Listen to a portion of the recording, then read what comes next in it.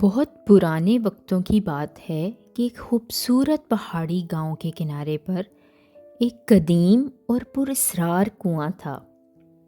گاؤں کے بزرگ بتاتے تھے کہ یہ کوئی عام کنواں نہیں بلکہ ایک جادوئی کنواں ہے جو صرف ان لوگوں کی مرادیں پوری کرتا ہے جن کے دل صاف اور نیت نیک ہوتی ہے۔ اسی گاؤں میں دو دوست رہتے تھے، احمد اور کاشف۔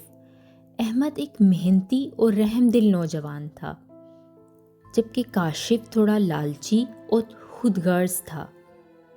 ایک دن کاشف نے احمد سے کہا، چلو اس جادوئی کنویں کے پاس چلتے ہیں، سنا ہے وہاں سے جو مانگو وہ مل جاتا ہے۔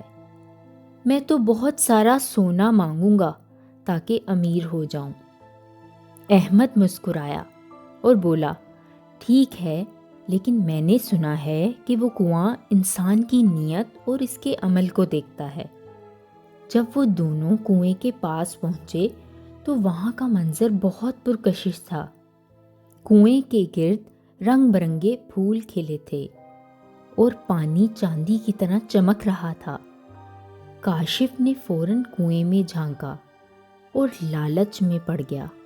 اے جادوئی کنویں، مجھے سونے کے سکوں سے بھری ایک بوری دے دو۔ اچانک کنویں کی گہرائی سے ایک گونجتی ہوئی آواز آئی، جو تم دو گے وہی پاؤ گے۔ کاشف کو کچھ سمجھ نہ آیا۔ اس نے غصے میں زمین سے ایک پتھر اٹھا کر کنویں میں پھینک دیا۔ لمحوں میں کنویں سے پانی کا ایک زوردار ریلا نکلا اور سونے کے سکوں کی بجائے بہت سارے کالے پتھر باہر آ گرے۔ کاشف اپنا سر پکڑ کر بیٹھ گیا اور اپنی قسمت کو کوسنے لگا۔ اب باری احمد کی تھی۔ وہ بہت ادب اور خاموشی سے کنویں کے قریب گیا۔ اس نے اپنی جیب سے ایک روٹی کا ٹکڑا نکالا جو اس کے دوپہر کا کھانا تھا، اور اسے چورا کر پرندوں کے لیے کنویں کی منڈیر پر رکھ دیا۔ پھر اس نے تھوڑا سا پانی نکال ایک مٹی کے پیالے میں بھرا تاکہ پیاسے جانور پی سکیں۔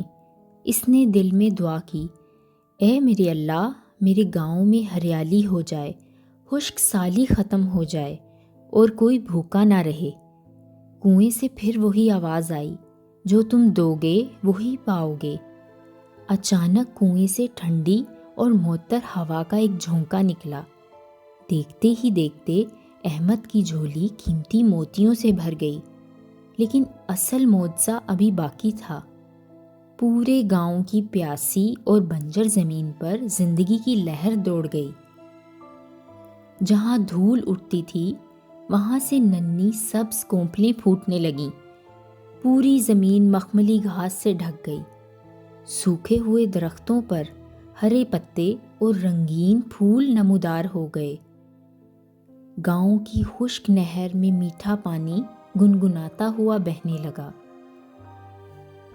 کاشف یہ سب دیکھ کر شرمندہ ہو گیا اور اسے سمجھ آ گیا کہ قدرت صرف اسے نوازتی ہے جو دوسروں کا بھلا چاہتا ہے۔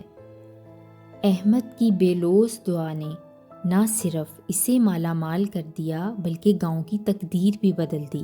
اس دن کے بعد گاؤں کا ہر شخص جان گیا کہ سچی خوشی اور برکت صرف نیک نیتی اور سخاوت میں چھپی ہوئی ہے۔